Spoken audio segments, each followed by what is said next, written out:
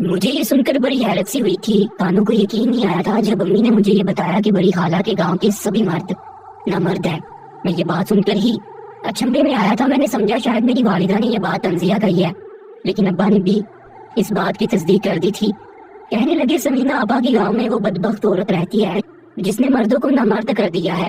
میں یہ سن کر حیران و پریشان ہوا تھا کہ کیسے ایک عورت کسی مرد کو نامرد کر سکتی ہے. مجھے اپنے اندر اس عورت کو دیکھنے کا تجسس سا ہوا کہ میں اس گاؤں میں جا کر دیکھوں تو کہ کیا کیسے کوئی عورت مردوں کو نامرد کر سکتی ہے.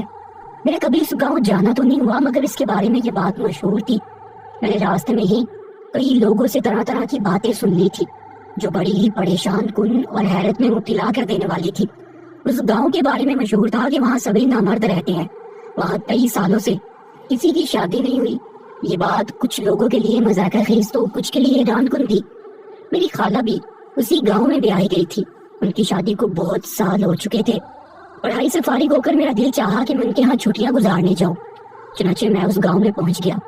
بس اسٹاپ پر اتر کر میں نے رکشے والے کو جب اس گاؤں میں جانے کو کہا تو اس کے چہرے کے تاثرات بدلے. وہ مجھے دیکھ کر کہنے لگا وہاں مت جاؤ، اس گاؤں میں آج تک جو بھی گیا وہ نامرد بن گیا. تمہاری بھلائی اسی میں ہے کہ واپس چلے جاؤ، ورنہ وہ عورت تمہیں بھی نامرد بنا دے گی. یہ الفاظ مجھے سوچنے پر مجبور کر دیے کہ ایسا کیا ہے اس عورت میں جو وہ ہر مرد کو نامرد بنا دیتی ہے. آخر میرے کہنے پر وہ مجھے اس گاؤں میں چھوڑ آیا. جو ہی میں گاؤں میں داخل ہوا، راہ چلتے لوگ عجیب سی نظروں سے مجھے دیکھ رہے تھے جنہیں میں پوری طرح نظر انداز کر گیا. شروع میں تو مجھے وہاں سب کچھ نارمل لگا، البتہ میری آمد پر خالہ خوش ہونے کی بجائے پریشان ہو چکی تھی، جو کہ ان کے چہرے سے واضح تھا. وہ مجھے گھر کے اندر ہی رہنے کی تلقین کرتی، نہ ہی باہر جانے دیتی اور نہ کسی سے بات کرنے دیتی. ان کا بھی یہی کہنا تھا جو یہاں پر باقی لوگوں کی سوچ تھی. جب کچھ دن بیت گئے تو میرے خالو نے ایک روز مجھے اپنے پاس بلایا اور سمجھاتے ہوئے جو بات کہی وہ سن کر میں حیرت و بے یقینی کی کیفیت میں کھو گیا. انہوں نے مجھے خبردار کیا کہ فلاں عورت سے دور رہنا، اگر راستے میں ملے بھی تو اسے بات چیت مت کرنا، نہ ہی اس کی جانب دیکھنا کیونکہ اسے ایسی بیماری ہے جس سے سبھی گاؤں کے مرد نامرد ہو چکے ہیں. ان کی بات سن کر میرا دل زوروں سے دھڑکنے لگا. وہ مزید بولے کہ آج اس گاؤں اگر سبھی نامرد ہیں تو وہ اسی کی وجہ سے ہے. اس کی بیماری نے کسی کو کہیں کا نہ چھوڑا. اب باہر کے لوگ ہمارا مذاق اڑاتے ہیں. گاؤں کے کئی لوگ اپنی جوانی گزار چکے ہیں مگر آج سے کسی کی شادی نہ ہو سکی، صرف اس عورت کی بیماری کی وجہ سے. دل میں کئی سوال در آئے. کیا غلطی صرف اس عورت کی تھی یا مرد بھی اس کے ساتھ برابر کے ذمہ دار تھے؟ آخر ایسا کیا ہوا تھا جو اس کی بیماری سبھی کو ناکارہ بنا گئی تھی؟ ایسی ہی کئی سوچیں میرے دماغ پر حاوی ہو چکی تھی. میں ایک بااخلاق اور باکردار لڑکا تھا، ایسی بات مجھے سخت ناگوار گزری تھی. میرے تاثر بھانپتے ہوئے خالو بولے اگر خود کو اس عورت کے چنگل سے بچانا چاہتے ہو تو کبھی بھی اس کا سامنا نہ کرنا، کیونکہ آج تک جو بھی اس سے اکیلے میں ملا وہ نامرد ہو کر رہ گیا. خالو کے الفاظ مجھے مزید حیران کر گئے. کیا وہ کوئی جادو کرنی تھی یا پھر بے حد خوبصورت عورت تھی جس کے جال میں پھنس کر یہ سب ہو رہا تھا؟ ضرور کوئی خاص راز تھا جو صرف وہی مرد جانتے تھے جو اس سے اکیلے میں ملے تھے. یہی سبھی سوچیں میرے دماغ میں حاوی تھی. گاؤں آئے مجھے کافی دن ہو گئے تھے. ایک دن میں نے گاؤں میں گھومنے کا سوچا. خالہ سے اجازت لے کر گھر سے باہر چلا آیا. ہرے بڑے کھیتوں میں گھومنے کے بعد بڑے پیپل کی چھاؤں میں بیٹھے بزرگوں کے پاس آ گیا. مجھے دیکھ کر ان کا یہی سوال تھا کہ اس گاؤں کے تو نہیں لگتے. بہرحال میں نے انہیں اپنا تعارف کروایا جس سن کر ان کے چہرے پر کئی رنگ آ کر گزرے. وہ فوراً بولے اس گاؤں سے چلے جاؤ ورنہ تم بھی ہم سب کی طرح نامرد بن جاؤ گے. جتنی جلدی ہو سکے یہاں سے نکلو ورنہ وہ تمہیں بھی نامرد بنا دے گا، تمہیں کہیں منہ دکھانے کے قابل نہیں چھوڑے گا. ان کی باتیں اب مجھے الجھا گئی تھی. آخر میں نے پوچھ لیا کہ کون ہے وہ اور ایسے کیسے ایک ہی عورت سبھی کو نامرد بنا سکتی ہے. میرے الفاظ پر وہ بابا جی چونکے اور مجھے غور سے دیکھ کر بولے کون سی عورت کی بات کر رہے ہو تم؟ میں نے پھر جب وضاحت کی ان کے ماتھے پر بل پڑے. اس کے بعد جو انکشاف انہوں نے کیا اسے سن کر مجھے ایک اور دھچکا سا لگا تھا. ان کا کہنا تھا کہ یہ کام کسی عورت کا نہیں ہے بلکہ ایک فقیر کا ہے. وہ بتانے لگے کہ بہت سال پہلے یہاں سے ایک فقیر آئے، وہ اپنی بیوی کے ساتھ یہی رہنے لگے. ایک روز ان کی بیوی کے ساتھ گاؤں کے چند بگڑے ہوئے لڑکوں نے بدتمیزی کی. یہ بات انہیں بے حد غصہ دلا گئی اور وہ غصے سے گاؤں کے سبھی مردوں کو بددعا دے گی کہ یہاں پیدا ہونے والے سبھی لڑکے نامرد ہی پیدا ہوں گے. بس یہی وجہ ہے کہ اس گاؤں میں موجود سبھی مرد نامرد ہو چکے ہیں. اب بہتر ہے کہ تم یہاں سے چلے جاؤ ورنہ تم بھی ہمارے جیسے ہو جاؤ گے. ان بزرگ کی بات سن کر مجھے بے حد اچنبھا ہوا.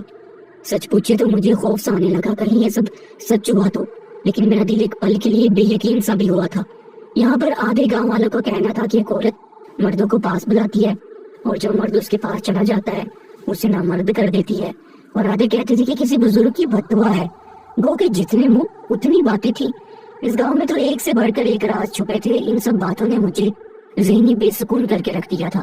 میں ان سے اجازت لے کر واپس گھر کی جانب جانے لگا، تبھی ایک در کے پاس سے گزرتے ہوئے مجھے کچھ آوازیں آئیں، جنہیں سن کر میرے قدم رکے۔ اندر سے کسی مرد کے رونے کی آوازیں آ رہی تھی۔ یہاں پر موجود 95% مردوں کی شادیاں نہیں ہوئی تھی، کیونکہ انہیں کوئی اپنی بیٹی نہ دیتا۔ حقیقت سے سبھی واقف تھے، مگر یہ مرد کے رونے کی آواز مجھے ایک اور تجسس کے سمندر میں غوطہ لگانے پر مجبور کر کے۔ اس گھر سے چند مزید مرد بھی نکل کر باہر آ رہے تھے، جن کی باتیں میری سماعت تک پہنچی۔ وہ کہہ رہے تھے کہ آج ایک اور لڑکا اس عورت کی بیماری کا شکار ہو گیا۔ یہ لڑکا بھی ہماری طرح زمانے میں بدنام ہو کر رہ چکا تھا۔ اس عورت نے اسے بھی نامرد کر دیا ہے۔ مجھے دیکھ کر وہ مرد کہنے لگے کہ یہاں سے چلے جاؤ، ورنہ تمہارا بھی یہی حال ہوگا جو اس کا ہوا۔ آئے روز کوئی نہ کوئی اس عورت کے جانسے میں آ کر خود کو اس حال تک پہنچا دیتا ہے۔ میں ساری باتیں خاموشی سے سن کر آگے بڑھنے لگا۔ میں سر جھٹک کر آگے کچھ ہی دور گیا تھا کہ تبھی میری نظر سامنے گئی، جہاں ایک گیٹ کو تھوڑا سا کھولے کوئی نسوانی وجود کھڑا تھا۔ میں صرف آنکھیں ہی دیکھ پایا، باقی چہرہ تو ڈھانپا گیا تھا۔ اس کی آنکھوں میں بس ایک پل ہی میری نظر پڑی تھی۔ عجیب سا سحر تھا اس کی آنکھوں میں۔ پل بھر کے لیے میرا دل میرے اختیار سے باہر ہوا تھا۔ وہ شاید کوئی خوبصورت بلا تھی جو اپنی طرف مردوں کو مائل کرتی تھی، اور پھر وہ مرد کسی بھی عورت کے قابل نہیں رہتا تھا۔ ایک بڑی سی سیاہ چادر سے وہ مجھے یوں دیکھ رہی تھی گویا کوئی انوکھی شے پہلی دفعہ دیکھ رہی ہو۔ میرے دل میں خطرے کی گھنٹیاں بجنے لگی، ایک خوف کی لہر پورے وجود میں دوڑ گئی۔ میں نے لاہولا پڑا تاکہ اس جادوئی کشش والی آنکھیں رکھنے والی بلا سے دور رہ سکوں۔ میں فوراً تیز سے اس قدم اٹھاتا وہاں سے آگے بڑھنے لگا۔ کسی کا کہنا تھا کہ یہ ایک فقیر کی بد دعا ہے، جس کی بدولت گاؤں میں موجود ہر مرد ہی نامرد تھا۔ یہ بات آس پاس کے گاؤں میں بھی مشہور تھی، اس لیے کوئی بھی اپنی بیٹی کو اس گاؤں میں نہ بیاتے۔ کچھ لڑکیاں جو اس گاؤں میں موجود تھی، ان کے بھی اب بالوں میں چاندی آنے لگی تھی۔ ان کی شادیاں گاؤں میں کسی سے ہوتی، نہ دوسرے گاؤں سے کوئی لڑکی بیاہ کر یہاں آتی۔ میری خالہ میرے نانا جی کے قریب دوست کے بیٹے سے بیاہ کر یہاں آئی تھی، لیکن کئی سال گزرنے کے بعد بھی بے اولاد تھی۔ شاید میرے خالو بھی نامرد تھے۔ یہ گاؤں اسی وجہ سے مشہور تھا۔ کچھ لوگوں کا کہنا تھا کہ یہاں ایک عورت رہتی ہے جس نے گاؤں کے تمام مردوں کو نامرد بنا کر رکھ دیا ہے۔ گاؤں میں کوئی ایسا مرد نہیں جو اس کے جانسے میں نہ آیا ہو۔ اس عورت کو ایک ایسی بیماری تھی جس سے وہ ہر مرد کو ایسا بنا چکی تھی۔ مجھے لگا شاید یہ وہی عورت ہے، کیونکہ اس کے دیکھنے کا انداز کافی عجیب تھا، جیسے کچے ہی چبا ڈالے گی۔ اس کی نظروں میں مجھے دیکھ کر عجیب سی چمک آئی تھی جو مجھے بالکل بھی مثبت نہ لگی۔ خیر گھر پہنچ کر میں نے کافی سوچ و بچار کیا، اور پھر خالو سے کہا کہ وہ عورت اگر اتنی ہی بد کردار ہے تو اسے کوئی گاؤں سے نکالتا کیوں نہیں؟ آخر کیوں وہ یہاں موجود لوگوں کی زندگی کو اجیرن بنائے پھر رہی ہے؟ میری بات پر خالو نے نفی میں سر ہلایا اور کہنے لگے کہ اس کی بیماری نے سب کچھ تباہ کر کے رکھ دیا ہے، ہم تو اس کے پاس بھی جانے سے گھبراتے ہیں۔ اب وہ چلی بھی گئی تو اس مسئلے کا حل نہیں نکالا جا سکے گا۔ اس نے کئی نوجوانوں کی زندگی تباہ کی ہے، اب تو پورا گاؤں اس کا عادی ہو چکا ہے۔ سچ پوچھوں تو لوگ اس عورت کے سائے سے بھی ڈرتے ہیں۔ کم وقت بوڑھی بھی نہیں ہوتی، ہمارے سر کے بال اور داڑھی سفید ہو چکی ہے، لیکن اس عورت کا حسن آج بھی چمکتا ہے، مردوں کے دلوں کو بے قابو سا کر دیتا ہے۔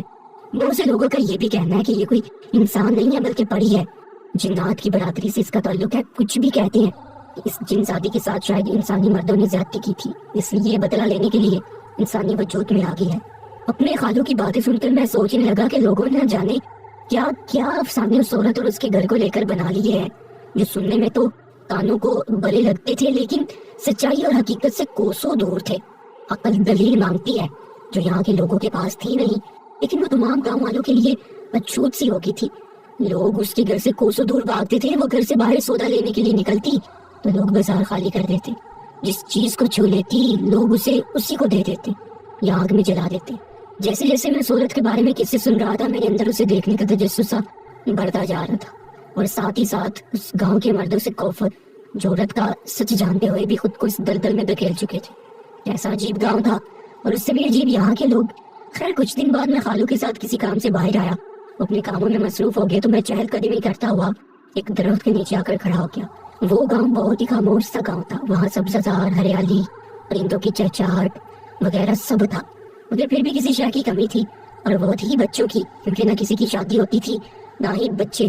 میں بھی یہاں سے اب جلد از جلد واپس جانا چاہتا تھا، کیونکہ کہیں نہ کہیں مجھے ڈر تھا کہیں وہ سچ مچ مجھے بھی باقیوں جیسا نہ بناتے، مگر شاید قدرت کو کچھ اور ہی منظور تھا۔ شہر جانے والے بس نے اب ایک ہفتے بعد ہی اس طرف آنا تھا۔ جیسے تیسے میں دن گزارنے لگا۔ ایک دن صبح मैं घर से निकला तो मुझसे चंद कदम दूरी पर एक औरत भी चलती हुई आने लगी। मैंने इत्तेफाक समझा क्योंकि मैं जहाँ जा रहा था वो मेरे पीछे ही आ रही थी। ये इत्तेफाक तो नहीं हो सकता था, वो मेरा ताक़ुब भी कर रही थी, ये मैं जान चुका था क्योंकि मैं जानबूझकर अपना रास्ता बदल चुका था। इसके बावजूद मैं जहाँ जाता वो मेरे पीछे ही आ रही थी। गाँव के सभी मर्द तो नामर्द बन ही चुके थे, अब शायद मैं ही इन सब में रह गया था, इसलिए शायद आज मेरी ही बारी थी। मेरे कदम बमुश्किल तेज तेज उठ रहे थे। उसका यूं मेरे पीछे जल्दी जल्दी आना मुझे बेहद उलझा रहा था। मैं थोड़ा परेशान सा हुआ और एक जगह पर रुक गया क्योंकि मैं मजीद नहीं चल सकता था। मुझे उससे साफ बात करनी थी। आखिर क्यों वो मेरा ताक़ुब कर रही थी? उसे मुझसे क्या चाहिए था? हैरत तो तब हुई जब मुझे रुका देखकर वो औरत भी रुकी और चंद कदम दूर खड़ी होकर मुझे गौर से देखने लगी। आज भी वो एक बड़े से बुर्के में खुद को छुपाए हुई थी। फिर वो चलते हुए जल्दी से मेरे सामने खड़ी होगी। जो ही मेरे पास आकर खड़ी हुई तो बगैर वक्त जाया किए मैंने उससे सख्ती से पूछा कि वो क्यों मेरे पीछे आ रही है, आखिर क्या मसला है।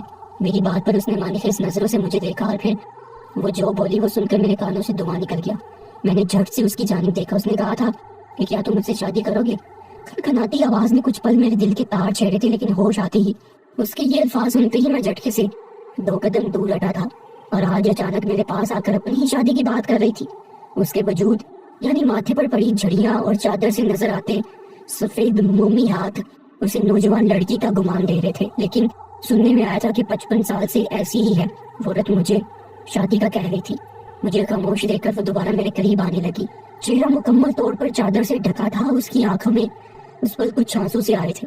वो दोबारा बोली जबकि मैं जवाब दिए बगैर वहां से जाने लगा। तभी जाते हुए उसने मेरा बाजू पकड़ा। मैं शदीद गुस्से में आया। शायद यही उसका तरीका था हर मर्द को फंसाने का। मैंने फौरन उससे अपना बाजू छुड़वाया। उसने उसके बाद जो कहा वो सुनकर मेरा वजूद कपकपा कर रह गया। वो मेरा हाथ पकड़कर बोली कि अगर तुमने भी शादी से इनकार कर दिया तो तुम्हारे साथ भी वही होगा जो यहाँ मौजूद बाकी मर्दों के साथ हुआ। उसके अल्फाज सुनकर मैंने हाथ झटका और गुस्से से जो मुंह में आया उसे सुनाने लगा। मेरी बुलंद आवाज सुनकर आसपास के लोग वहाँ इकट्ठे होने लगे और शशुपन में मुब्तला कभी मुझे तो कभी उस औरत को देखने लगे। वो खामोशी से मेरी सारी बातें सुनकर आखिर में तंजिया कहका लगाती वहां से चली गई। हैरत की बात थी उसने मुझे एक लफ्ज भी नहीं कहा था, उल्टा मुस्कुराकर मुझे देखते हुए जाने लगी। खैर मैंने ये भी गनीमत जानी कि उसके जान से मैं आने से बच गया। मैंने सूखा सांस लिया मगर तभी जहन में खतरे की घंटियां बजने लगी। उस औरत को ऐसी कौन सी बीमारी थी जिससे वो सभी मर्दों को नामर्द बना देती थी? इतना सोचना था कि मैं बौखलाकर घर की तरफ भागा और फौरन नहाकर अपने हाथ को भी अच्छे से साफ किया। शायद ये पूरी सरार से औरत ऐसी हरकतें करके ही सभी मर्दों को ऐसा बना चुकी थी। मैं वसवसों से गिर चुका था। मेरे साथ जो हुआ मैंने खाला को बताया, जिसे सुनकर वो भी परेशान होगी और मुझे जल्द से जल्द वापस भेजने का फैसला करने लगी।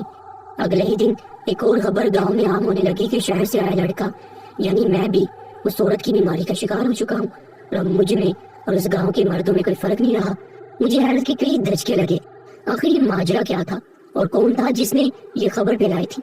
मैं तफ्तीश करना चाहता था मगर खाला और खालू ने मुझे वापस शहर भेज देना ही जरूरी समझा। मैंने वहाँ मौजूद सभी लोगों को इस बात की यकीन दहानी करवाना चाहिए कि ऐसा कुछ भी नहीं हुआ। वो औरत सरासर झूठ बोल रही है। मगर वो सब कहने लगे हम कैसे यकीन कर लें। खैर मैं खाला और खालू से मिलकर शहर के लिए निकला। अभी बस के अड्डे से दूर गांव की कच्ची सड़क पर खड़ा रक्शे का इंतजार कर रहा था। ये देखते ही देखते मेरा बुरा हादसा पेश आ गया। सड़क के एक तरफ से आते रक्शे ने एक औरत को टक्कर मार दी थी जो चंद जरूरी सामान उठाए सड़क पार कर रही थी। वहाँ पर कुछ ज्यादा लोग भी मौजूद नहीं थे। रिक्शे वाला तो फौरन भाग गया। मैं जल्दी से उस औरत के करीब पहुंचा। उनका चेहरा नकाब में था। उनकी टांग और सर पर चोट आई थी। उनका चेहरा खून से तर हो रहा था। मैंने डॉक्टर के पास ले जाने को कहा तो उन्होंने मना कर दिया। वहाँ मौजूद कुछ लोग जब उस औरत के करीब आए तो उसे तसल्ली देने की बजाय वहाँ से आगे बढ़ के और सरगोशे में उसे बुरा भला कहने लगे। कितने बेहिस लोग थे। ये सोचकर मेरा दिल डूब सा गया। मैं रिक्शे में उन्हें वापस गाँव में लेकर आया। रास्ते में कोई बात ना हुई। मेरे होश तो तब बहाल हुए जब सामने मैंने वो घर देखा जहाँ उस औरत ने रिक्शा को आया था। ये तो वही घर था, यानी ये वही औरत थी जिसने मुझे शादी करने को कहा था। मैं आंखें फाड़ कर उसकी जानी देखने लगा। मुझे यूं देखता पाकर वो नजरें चुरा की। उनकी आंखों में आंसू थे। वो लड़खड़ा कर चल रही थी। नफरत और गुस्सा अपनी जगह मगर मुझ में इंसानियत भी तो थी। बुराई का जवाब बुराई से देना मेरी फितरत में नहीं था, वरना मैं भी बाकियों की तरह उन्हें सड़क पर छोड़कर आगे बढ़ जाता। उन्हें उनके घर के अंदर तक छोड़ा। घर छोटा था मगर काफी सलीके से रखा गया था। रास्ते में कुछ और अद्वियात ली थी जो मैंने उन्हें दी और फिर वापस जाने लगा। तभी पीछे से मुझे आवाज आई। आवाज सुनकर मैंने पलट कर देखा तो वो औरत अपने चेहरे से नकाब हटाए खड़ी थी। एक पल के लिए मुझे ان کا چہرہ دیکھ کر دنگ رہ گیا۔ گوڑی جلد تھی اور حسین نقوش کی وہ عورت کمسن دوشیزہ لگ رہی تھی۔ مجھے حیرانی ہوئی اور پھر اپنی سوچ پر شرمندگی کہ یہ تو ایک عام سی لڑکی لگ رہی ہے، یہ کہاں کسی کو نامرد بنائے گی۔ مجھے سوچ میں پا کر اس عورت نے اپنے ماتھے پر مرہم لگائی، کہنے لگی کہ مجھے ایک بہت خطرناک بیماری ہے جس گاؤں کے لوگوں کی وجہ سے ہی مجھ میں پیدا ہوئی ہے، اور اب اسی بیماری سے میں ان کو کھوکھلا کر رہی ہوں۔ اس کے الفاظ سن کر ایک بار پھر میری سوچ کو نئی سمت مل گئی۔ میں فوراً بولا کہ میں نے انسانیت کے ناطے تمہاری مدد کی، مزید یہاں رک کر تمہاری بیماریوں کو خود میں منتقل نہیں کرنا چاہتا۔ میری بات سن کر وہ مسکرائی، بولی تم ایک اچھے شریف انسان ہو، تم میں یہ بیماری کبھی نہیں آ سکتی۔ اس کا لب و لہجہ مجھے سادہ سا لگا۔ آج پہلی بار مجھے اس کے لفظوں میں کوئی مکروہ چال نہیں بلکہ درد محسوس ہوا۔ میں بولا کہ اب کیا فائدہ، تم نے مجھے بھی سب کے ساتھ بدنام کر دیا ہے، اب گاؤں والے مجھے بھی باقیوں کی طرح سمجھنے لگے ہیں، جبکہ سچ کیا تھا یہ تم اور میں دونوں ہی اچھی طرح جانتے ہیں۔ میری بات پر اس نے آنکھوں سے آنسو صاف کیے، کہنے لگی کہ مجھے معاف کر دو، میں نے بہت غلط کیا تمہارے ساتھ، تم باقیوں کی طرح نہیں تھے، تم نے میری جان بچائی۔ مگر میرا تجسس مزید بڑھا، مجھے رکا دیکھ کر وہ کہنے لگی کہ میں اسی گاؤں میں رہنے والی ایک عورت کی عام سی بیٹی ہوں، میری ماں نے زندگی کی کئی بہاریں یہاں گزاری ہیں، سبھی بہن بھائیوں میں ایک میری ماں بدصورت پیدا ہوئی تھی، پھر اسے ایک ایسی بیماری ہوئی جس سے اس کی جلد اور ہاتھوں پر دانے نکل آئے۔ کچھ عرصے بعد دانے تو ختم ہو گئے مگر اس کے چہرے اور ہاتھوں پر گہرے سیاہ دھبے چھوڑ گئے۔ وہ مزید بدصورت ہوگی۔ میری ماں کو نہ ماں باپ سے محبت ملی نہ بہن بھائیوں سے، ہمیشہ اس نے کمتری کی زندگی جی تھی۔ بچپن سے لڑکپن اور لڑکپن سے جب جوانی کی دہلیز پر قدم رکھا تو کئی رشتے ادھر آئے۔ ان کے ماں باپ میری ماں کا بوجھ سر سے اتارنا چاہتے تھے مگر ہر بار رشتے والے میری چھوٹی خالہ کو پسند کر لیتے۔ یوں ہی کرتے کرتے میری ماں کے تمام بہنوں بھائیوں کی شادی ہوگی، سب نے میری ماں سے کنارہ کر لیا اور وہ یہاں اکیلی رہ گئی۔ وہ جب بھی گھر سے باہر نکلتی تو گاؤں والے مذاق اڑاتے، کئی ناموں سے پکارتے۔ وقت کے ساتھ ساتھ میری ماں کے والدین بھی وفات پا گئے۔ میری ماں نے تنہائی سے تنگ آ کر گاؤں کے کئی مردوں کو خود شادی کا کہا مگر وہ ہر بار میری ماں کی بدصورتی کی تذلیل کر دیتے، اسے بد کردار آوارہ کہہ کر چلے جاتے۔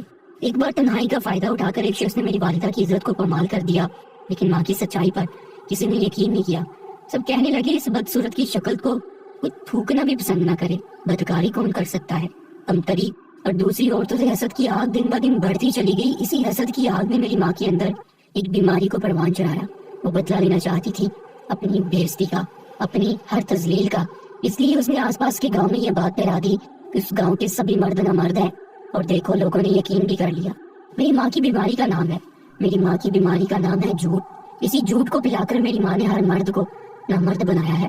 ہر وہ مرد جس نے میری ماں سے شادی سے انکار کیا تھا آج وہ خود بھی بغیر شادی کے جی رہا ہے۔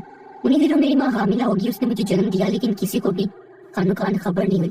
میری پرورش اور اپنی عزت کو بچانے کا میری ماں کے پاس بس یہی ایک طریقہ تھا کہ یہ کہے کہ اسے ایک بیماری ہے، جو بھی میری ماں کے پاس آئے گا وہ نامرد ہو جائے گا۔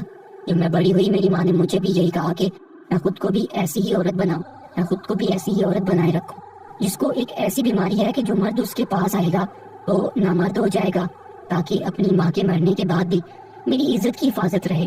اس کی وہ ماں مر چکی تھی جسے اس لڑکی نے اسی گھر کے ایک کونے میں دفن کر کے اس راز کو راز ہی رہنے دیا تھا اور اپنی ماں کی چادر خود پر لپیٹ لی، لیکن وہ اپنی ماں کی طرح بدصورت نہ تھی۔